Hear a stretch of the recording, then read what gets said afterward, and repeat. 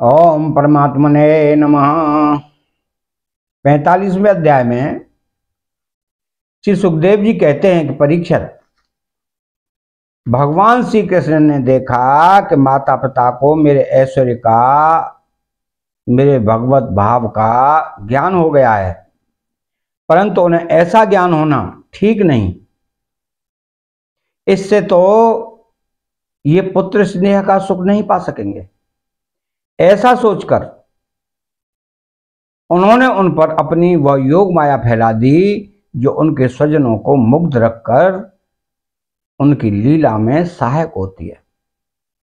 तो यदुवंश शिरोमणि भगवान श्री कृष्ण बड़े भाई बलराम जी के साथ अपने माँ बाप के पास जाकर आदर पूर्वक और विनय से झुककर मेरी अम्मा, मेरे पिताजी, इन शब्दों से उन्हें प्रसन्न करते हुए कहने लगे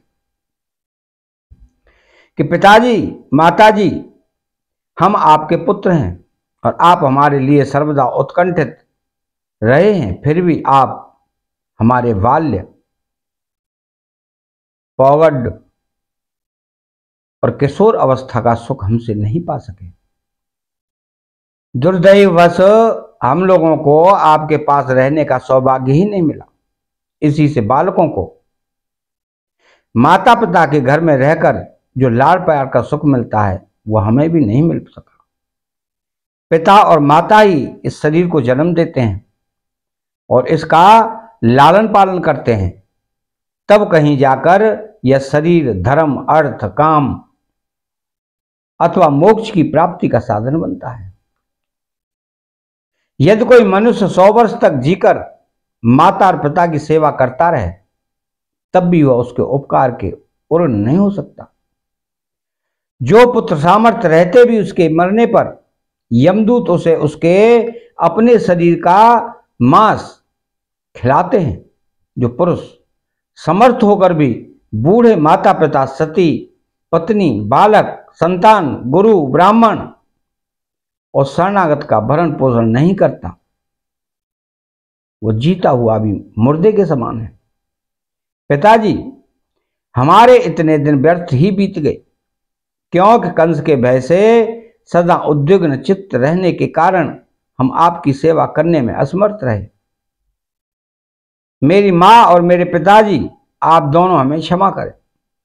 हाय, दुष्ट कंस ने आपको इतने इतने कष्ट दिए, परंतु हम परतंत्र रहने के कारण आपकी कोई सेवा शुश्रूषा न कर सके। श्री सुखदेव जी कहते हैं कि परीक्षित, अपनी लीला से मनुष्य बने हुए विश्वात्मा श्री हरि की इस वाणी से मोहित हो देवकी वसुदेव ने उन्हें गोद में उठा लिया और हृदय से चिपकाकर परमानंद प्राप्त किया। राजन,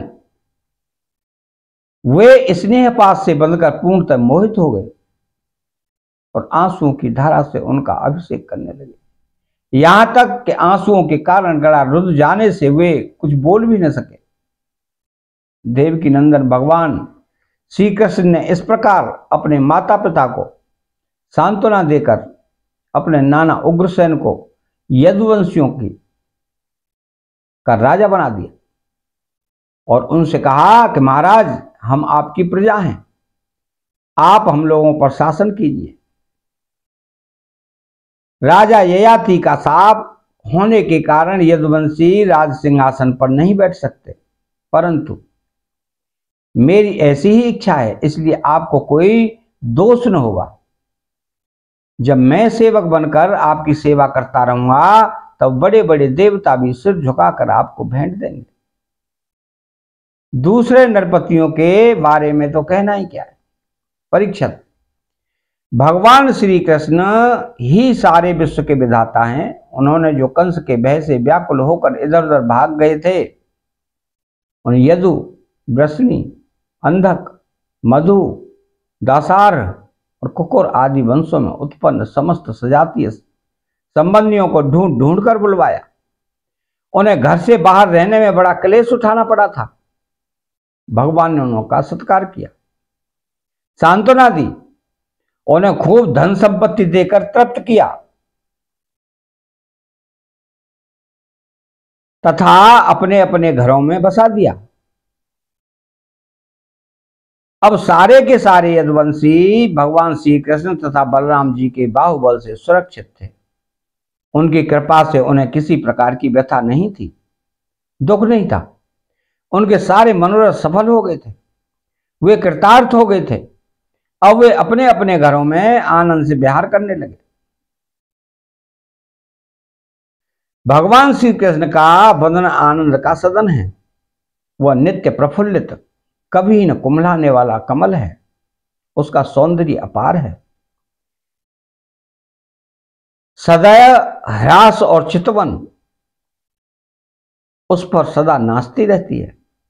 यदुवंशी दिन प्रतिदिन उसका दर्शन करके आनंद मग्न रहते। मथुरा के वृद्ध पुरुष भी युवकों के समान अत्यंत बलवान और उत्साही हो गए थे, क्योंकि वो अपने नेत्रों के दोनों से बार बार भगवान के मुखारविंद का अमृतमय मकरंद रस पान करते रहते थे। श्री कृष्ण और बलराम जगत के एकमात्र स्वामी हैं, सर्वज्ञ हैं। सभी विधाएं उन्हीं से निकली हैं। उनका निर्मल ज्ञान स्वतः सिद्ध है, फिर भी उन्होंने मनुष्य की सी लीला करके उसे छिपा रखा था। अब वे दोनों गुरुकुल में निवास करने की इच्छा से काश्यप गोत्री सांदीपनि मुनि के पास गए, जो अवंतीपुर उज्जैन में रहते थे। वे दोनों भाई विधि पूर्वक गुरु जी के पास रहने लगे। उस समय वे बड़े ही सुसंयत, अपनी चेष्टाओं को सर्वदा नियमित रखे हुए थे। गुरु जी तो उनका आदर करते ही थे। भगवान श्री कृष्ण और बलराम जी भी गुरु की उत्तम सेवा कैसे करनी चाहिए, इसका आदर्श लोगों के सामने रखते हुए बड़ी भक्ति इष्ट देव के समान उनकी सेवा करने लगे। गुरुवर सांदीपनि जी उनकी शुद्ध भाव से युक्त सेवा से बहुत प्रसन्न हुए।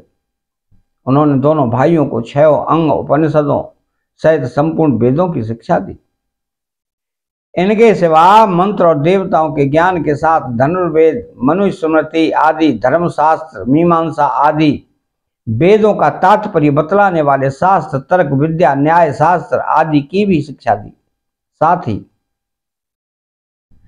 संधि, विग्रह, यान, आसन, द्वैध और आश्रय, इन 6 भेदों से युक्त राजनीति का भी अध्ययन किया।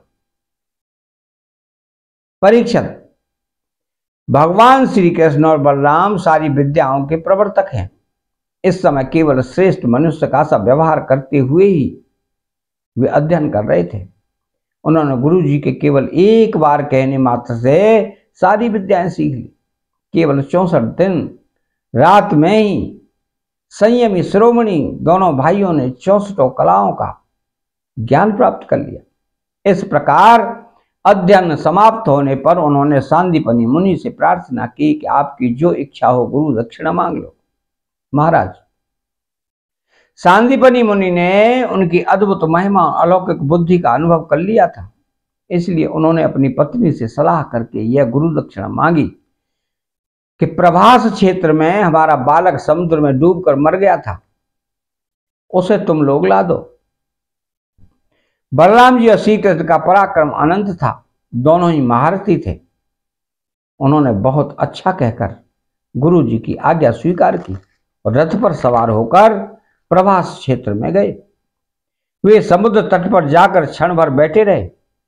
उस समय यह जानकर कि ये साक्षात परमेश्वर हैं, अनेक प्रकार की पूजा सामग्री लेकर समुद्र उनके सामने उपस्थित हुआ। भगवान ने समुद्र से कहा, समुद्र, तुम यहां अपनी बड़ी बड़ी तरंगों से हमारे जिस गुरुपुत्र को बहा ले गए थे उसे लाकर शीघ्र हमें दो। मनुष्य वेशधारी समुद्र ने कहा, देवाधिदेव श्री कृष्ण, मैंने उस बालक को नहीं लिया है। मेरे जल में पंचजन नाम का एक बड़ा भारी दैत्य जाति का असुर संघ के रूप में रहता है। अवश्य उसी ने वह बालक चुरा लिया होगा। समुद्र की बात सुनकर भगवान तुरंत ही जल में जा घुसे और शंखासुर को मार डाला, परंतु वह बालक उसके पेट में नहीं मिला। तब उसके शरीर का शंख लेकर भगवान रथ पर चले आए। वहां से बलराम जी के साथ श्री कृष्ण ने यमराज की प्रिय पुरी संयमनी में जाकर अपना शंख बजाया। शंख का शब्द सुनकर सारी प्रजा का शासन करने वाले यमराज ने उनका स्वागत किया और भक्ति भाव से भरकर विधि पूर्वक उनकी बहुत बड़ी पूजा की। उन्होंने नम्रता से झुककर समस्त प्राणियों के हृदय में विराजमान सच्चिदानंद स्वरूप भगवान श्री कृष्ण से कहा, लीला से ही मनुष्य बने हुए सर्वव्यापक परमेश्वर, मैं आप दोनों की क्या सेवा करूं? श्री भगवान ने कहा कि यमराज, यहां अपने कर्म बंधन के अनुसार मेरा गुरु पुत्र लाया गया है। तुम मेरी आज्ञा स्वीकार करो और उसके कर्म पर ध्यान न देकर उसे मेरे पास ले आओ। यमराज ने जो आज्ञा कहकर भगवान का आदेश स्वीकार किया तो उनका गुरुपुत्र ला दिया। तब यदुवंश शिरोमणि भगवान श्री कृष्ण और बलराम जी उस बालक को लेकर उज्जैन लौट आए और उसे अपने गुरुदेव को सौंप कर कहा कि आप और जो कुछ चाहे मांग लें। गुरुजी ने कहा कि बेटा, तुम दोनों ने भली भांति गुरु दक्षिणा दी, अब और क्या चाहिए? जो तुम्हारे जैसे पुरुषोत्तमों का गुरु है उसका कौन सा मनोरथ पूर्ण रह सकता है? वीरो, अब तुम दोनों अपने घर जाओ। तुम्हें लोगों को पवित्र करने वाली कीर्ति प्राप्त हो। तुम्हारी पढ़ी हुई विद्या इस लोक और परलोक में सदा नवीन बनी रहे, कभी विस्तृत न हो। बेटा परीक्षित फिर गुरु जी से आज्ञा लेकर वायु के समान वेग और मेघ के समान शब्द वाले रथ पर सवार होकर दोनों भाई मथुरा लौट आए। मथुरा की प्रजा बहुत दिनों तक श्री कृष्ण और बलराम को न देखने से अत्यंत दुखी हो रही थी और उन्हें आया हुआ देख सबके सब परमानंद में मग्न हो गए, मानो खोया हुआ धन मिल गया हो। आता है 45वां अध्याय समाप्त होता है। चैनल को सब्सक्राइब करें, बेल आइकन घंटी को दबाएं और कमेंट बॉक्स में श्री राधे कृष्ण लिखें। जय श्री कृष्ण।